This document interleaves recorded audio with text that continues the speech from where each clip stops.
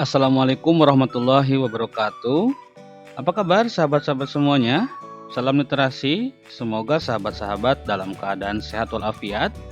Bertemu lagi dengan saya di channel Ditya Firdaus Official, channel yang membagikan beberapa tutorial dan tips untuk kemudahan tugas sahabat-sahabat semuanya. Di kesempatan kali ini saya akan mencoba membuat video tutorial bagaimana menyusun pendahuluan atau latar belakang penelitian pada skripsi atau tugas akhir jurnal. Bagi sahabat-sahabat yang masih kebingungan bagaimana cara menyusunnya, simak video ini sampai selesai. Bagaimana menyusun pendahuluan atau latar belakang penelitian dengan baik sehingga cepat di-ACC oleh pembimbing atau dalam jurnal itu bisa langsung diterima oleh reviewer ya, atau koreksinya minor nanti ya. Nah, saya akan mulai dari bentuknya terlebih dahulu sahabat ya. Jadi kalau mau nyusun pendahuluan dalam skripsi, tesis, disertasi, dan jurnal itu secara konten saya akan katakan bahwasanya isinya sama ya, baik skripsi ataupun jurnal ya. Akan tetapi yang membedakan di sini adalah kekhasan atau karakteristik khusus dalam penulisan. Karena dalam skripsi ini membutuhkan halaman 100 ya, 200 sampai 300 kalau disertasi itu. Sedangkan dalam jurnal ini hanya membutuhkan 10 sampai 15 halaman. Maka secara konten saya tegaskan sama isinya gitu. Akan tetapi secara penulisan itu berbeda. Nah, yang saya akan bahas ini adalah terkait hal apa saja atau konten apa saja yang harus dimuat dalam pendahuluan. Nah, sehingga nanti bisa sahabat-sahabat implementasikan bisa dalam bentuk skripsi ataupun dalam bentuk jurnal. Ada beberapa orang yang mengatakan bahwa penyusunan pendahuluan itu harus dari umum ke khusus atau khusus ke umum. Saya katakan tidak ada kaidah khusus yang ditetapkan bagaimana cara menyusun pendahuluan atau latar belakang penelitian, itu suka-suka saja gitu ya. Tetapi kalau melihat karena tadi kebutuhannya adalah halaman di skripsi, maka biasanya skripsi ini struktur berpikirnya generalis, tadi itu ya dari umum ke khusus ya. Dia akan berangkat dari sesuatu yang bersifatnya general gitu ya, sehingga dikerucutkan. Nah, biasanya kalau jurnal struktur berpikirnya langsung spesifik ya, artinya to the point. Nah, apa yang ingin diungkap dia langsung katakan di awal gitu. Tidak seperti skripsi yang membutuhkan pengantar atau yang membutuhkan eksplorasi lebih ketika ingin mengungkap sesuatu. Di tahap yang pertama, saya rekomendasikan kepada sahabat-sahabat untuk menghindari kesalahan memulai penelitian dengan mencari judul. Kenapa? Karena ada beberapa mahasiswa yang memulai penelitiannya dengan mencari judul dan menetapkan judul, sehingga dalam menyusun latar belakang penelitian dia kebingungan apa masalah yang melatar belakangi penelitiannya atau apa yang masalah yang melatar belakangi judulnya itu, karena dia memulainya dari mencari judul dan menetapkan judul. Langkah yang benar adalah lakukan studi pendahuluan pada lokasi penelitian atau melakukan observasi ataupun literatur review. Nah, itu yang saya rekomendasikan. Nah, itulah tahap yang pertama ya. Itu sahabat-sahabat, silahkan lakukan studi pendahuluan.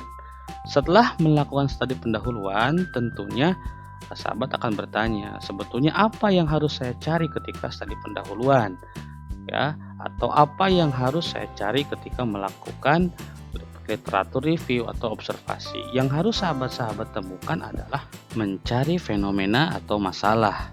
Apa itu masalah? Masalah adalah ketidaksesuaian antara teori dan juga praktek, atau adanya kesenjangan antara kondisi yang ada dengan kondisi yang ideal, sehingga itulah yang dinamakan dengan research gap ya, adanya kesenjangan, adanya ketidaksesuaian antara yang terjadi dengan yang seharusnya. Singkatnya seperti itu, riset Gap. Beberapa mahasiswa cenderung untuk menggali fenomena yang negatif. Nah, ini tidak salah, tetapi apabila hanya mengkategorikan atau hanya mencari fenomena negatif, saya katakan keliru, karena ada juga fenomena yang itu bersifatnya positif. Contoh ya, ada fenomena negatif, ada juga fenomena yang positif. Siswa pergi ke sekolah, dia belajar dengan rajin tetapi tidak bisa menjawab soal ujian. Nah, ini kan fenomenanya negatif karena dia sudah sekolah, dia sudah belajar, tapi kenapa belum bisa menjawab soal ujian? Maka perlu diteliti apakah proses belajarnya ada yang salah sehingga dia tidak bisa menjawab soal ujian. Nah, kalau fenomena negatif, ada siswa yang sekolah tapi tidak begitu rajin, biasa-biasa saja, bahkan cenderung kalaupun datang ke sekolah dia sering telat gitu ya. Akan tetapi ketika dia menjawab soal pada ujian, dia bisa menjawabnya dengan tuntas. Nah, maka perlu digali apa yang dilakukan oleh siswa tersebut sehingga dia bisa menjawab seluruh soal dalam ujian. Nah, itulah kurang lebih ada fenomena, ada masalah. Ingat, setiap fenomena atau masalah ini nanti akan menjadi variabel penelitian. Maka salah satu syarat ketika kita menentukan variabel penelitian ini harus ada teorinya, harus ada konsep dasarnya, gitu ya. Jangan sampai tidak ada konsep dasarnya atau tidak ada teorinya, karena nanti akan berhubungan langsung dengan instrumen. Apalagi kalau penelitiannya kuantitatif, itu harus terukur indikatornya, sehingga saya merekomendasikan silahkan cari teorinya, silahkan cari konsep dasarnya. Selanjutnya, pada tahap yang ketiga ini, silakan sahabat-sahabat susun 4 kerangka dasar yang harus termuat di dalam suatu pendahuluan atau latar belakang penelitian. Jadi, yang termuat dalam pendahuluan itu adalah kerangka ini, 4 kerangka ini. Yang pertama ada fenomena atau masalah, yang kedua mengapa dianggap masalah, yang ketiga apa penyebab terjadinya masalah, dan yang keempat itu adalah solusi. Ketika sahabat-sahabat sudah menentukan kerangka dasar ini, nanti bisa dikembangkan menjadi beberapa paragraf. Nanti bisa disesuaikan dengan kebutuhan sahabat-sahabat dalam menyusun pendahuluan. Asal 4 dasar ini harus kokoh, gitu ya. Nah, saya contohkan ya. Fenomena masalah yang terjadi di sekolah ya. Siswa belum menunjukkan sikap atau perilaku yang taat kepada agama. Nah, cukup saja masalahnya seperti itu. Adapun fenomena yang terjadi di sekolah itu adalah siswa ketika bertemu dengan guru atau bertemu dengan sesama siswa, dia tidak mengucapkan salam. Nah, sedangkan ajaran agama itu harus mengucapkan salam. Ya, atau ketika azan berkumandang, siswa cenderung mengabaikan panggilan, malah ke kantin. Setelah menentukan fenomena masalah, mengapa dianggap masalah, berarti mengapa siswa yang belum menunjukkan sikap atau perilaku yang taat kepada agama ini dikatakan masalah. Nah, pada paragraf ini, sahabat-sahabat harus mengemukakan narasi pentingnya sikap atau perilaku taat kepada agama dalam diri siswa. Itu ya, urgensi nilai taat kepada agama, nilai religius, karakter religius, bahkan ada dampak siswa yang tidak mempunyai nilai religius. Saya contohkan, nilai taat kepada agama ini merupakan nilai yang sangat penting yang harus dimiliki oleh setiap siswa, karena nilai taat kepada agama atau nilai religius itu adalah nilai fondasi dasar yang harus dimiliki setiap siswa untuk menghadapi perubahan zaman, menghadapi degradasi moral. Bahkan nilai religius ini mempunyai pengaruh terhadap kokohnya akhlak atau perilaku siswa di masa depannya. Sehingga kalau misalkan tidak ditanamkan atau tidak dimiliki, maka nanti perilaku-perilaku yang akan dilakukan oleh siswa itu tidak mencerminkan perilaku-perilaku yang baik. Nah, itu salah satu mengapa siswa yang belum taat kepada agama ini dinyatakan sebagai masalah. Selanjutnya, apa penyebab terjadinya masalah? Berarti apa penyebab siswa tidak taat kepada agama? Sebagai seorang peneliti, sahabat-sahabat boleh mempunyai dugaan atau prasangka kira-kira apa penyebab terjadinya masalah tersebut. Di sini saya contohkan bisa jadi keluarganya, bisa jadi latar belakang orang tua, atau bisa jadi sekolahnya, atau gurunya, atau lingkungan pergaulannya. Gitu. Setiap peneliti pasti mempunyai dugaan yang berbeda. Gitu. Setelah sahabat-sahabat menggali apa penyebabnya, lalu kita akan beranjak kepada apa solusi yang ditawarkan. Ketika mencari solusi, silahkan sahabat-sahabat lihat kemungkinan terbesar faktor apa yang mempengaruhi terjadinya masalah. Atau bisa dengan cara cari fenomena positif. Saya contohkan keluarga. Oh, ternyata keluarga itu merupakan faktor terbesar penyebab terjadinya siswa tidak taat kepada agama. Gitu. Maka silahkan ini dibuat variabel solusi. Variabel X-nya dibuat gitu. Contoh menjadi pendidikan keluarga. Gitu. Maka peran pendidikan keluarga terhadap karakter religius siswa. Gitu. Karena tadi kita melihat kemungkinan besar yang itu menjadi penyebab terjadinya masalah. Atau mungkin kita beralih kepada lingkungan pergaulan. Ingat di awal tadi saya sudah bilang bahwasannya fenomena itu tidak selalu negatif, tapi bisa jadi ada yang positif. Kita lihat lingkungan pergaulan di sekolah. Ada nggak lingkungan pergaulan yang lingkungannya positif? Oh, ada. Biasanya kegiatan ekstrakurikuler keagamaan itu lingkungannya positif. Gitu. Maka perlu diangkat nih. Gitu ya. Contohnya ada beberapa program dalam ekskul tersebut yang diduga mampu memberikan pengaruh besar terhadap karakter religius siswa. Nah, jadikanlah variabel X-nya. Contoh, hubungan ekstrakurikuler keagamaan dengan karakter religius siswa. Atau bisa jadi pengaruh kegiatan ekstrakurikuler keagamaan terhadap peningkatan karakter religius siswa. Bisa seperti itu. Ataupun mau dari gurunya, bisa jadi peran keteladanan guru atau peran kompetensi pedagogi guru gitu ya terhadap karakter religius siswa. Silakan gitu. Asalkan kemungkinan terbesar tersebut ada pada sosok guru tersebut gitu ya. Atau mungkin di sekolahnya gitu punya program unggulan pada fenomena positif. Contoh ada pembiasaan karakter religius itu ketika pagi-pagi membaca Al-Quran. Jadi bisa saja nanti judulnya seperti ini. Implementasi pendidikan karakter di sekolah. Cukup segitu. Ya. Nah, itu ya sahabat-sahabat. Oke, setelah sahabat-sahabat menyusun 4 kerangka ini, maka langkah selanjutnya yang harus sahabat-sahabat buat adalah silahkan lakukan justifikasi atau penguatan. Jadi setiap kerangka ini teman-teman harus mencari penguatan dari teori, konsep dasar ataupun dalil. Bahkan dari undang-undang silahkan. Bagaimana caranya?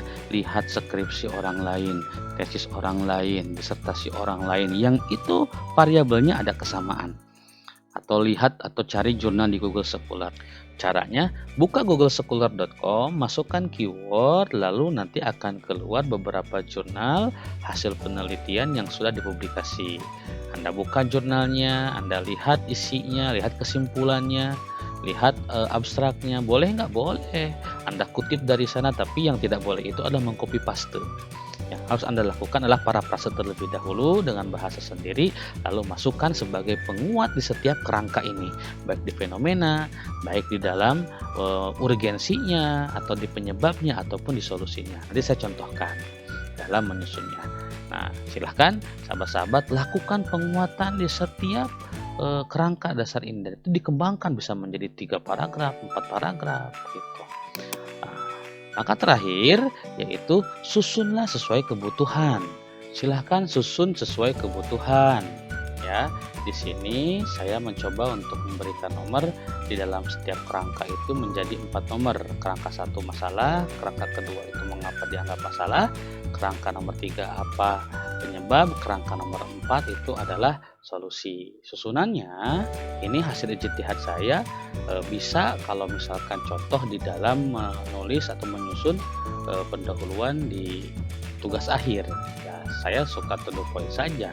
Struktur berpikirnya adalah spesifik, itu langsung to the point. Contoh, penelitian ini didasari oleh studi pendahuluan di sekolah A bahwa terdapat masalah siswa belum mampu menunjukkan sikap atau perilaku yang taat kepada agama.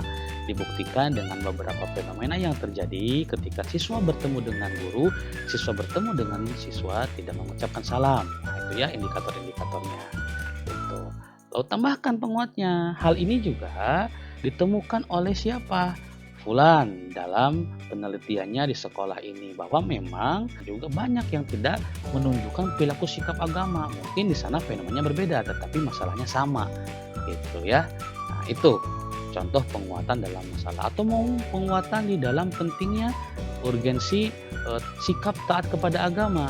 Nah, di sini silahkan sertakan teori-teori tentang masalah karakter religius, dalil teologisnya, gitu ya, ataupun teorinya tentang pendidikan karakter religius, pentingnya karakter religius, silahkan tambahkan menurut para ahli. Itu bisa dikembangkan menjadi beberapa paragraf, 3 paragraf, 4 paragraf, silahkan. Lalu yang nomor 3 ini, apa penyebab terjadinya masalah? Tambahkan juga penguatnya, gitu. Oh, di sini keluarga. Apa tuh? Teori keluarga, peran keluarga, konsep dasar keluarga. Sertakan penguatannya. Dan yang terakhir adalah solusinya. Nah, biasanya untuk buat jurnal 1, 2, 3, 4 dan ditambah novelty.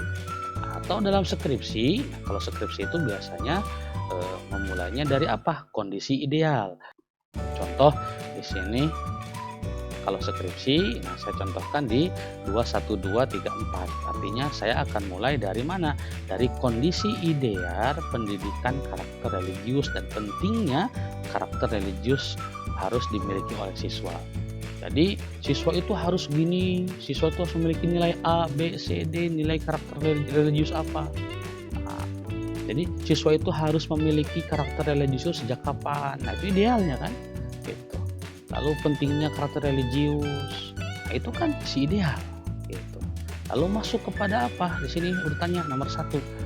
Namun sayang, gitu, ketika peneliti melakukan pendahuluan awal, ternyata sikap atau perilaku yang harus terjadi pada diri siswa itu tidak ditemukan di sekolah itu.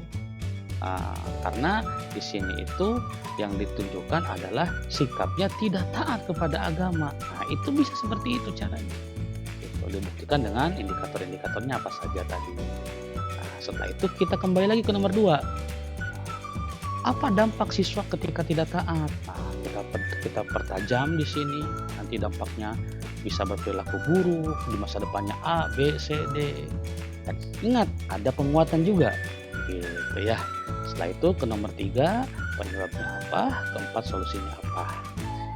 Kalau di jurnal setelah 4 ini mau masuk ke novelty, bagusnya ditambahkan dengan tujuan penelitian. Nah, kalau di skripsi itu kan ada subbab khusus. Maka kalau dalam jurnal itu silahkan tambahkan tujuan penelitian ini adalah bla bla bla bla bla. Gitu ya.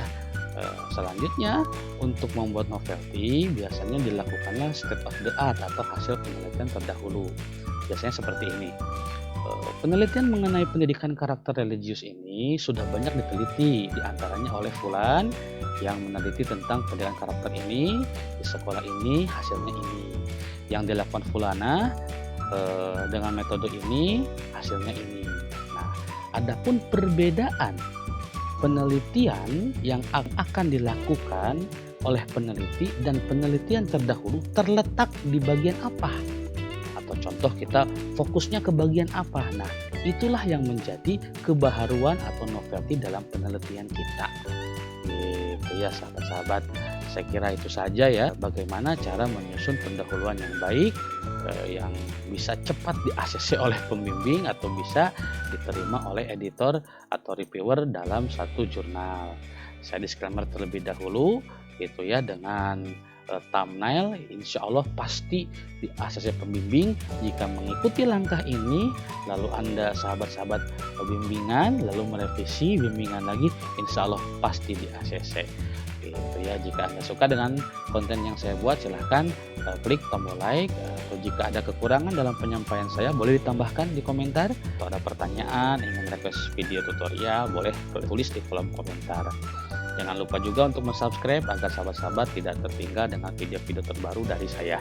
Terima kasih, selamat belajar. Wallahul muwaffiq ila aqwamit thoriq. Wassalamualaikum warahmatullahi wabarakatuh.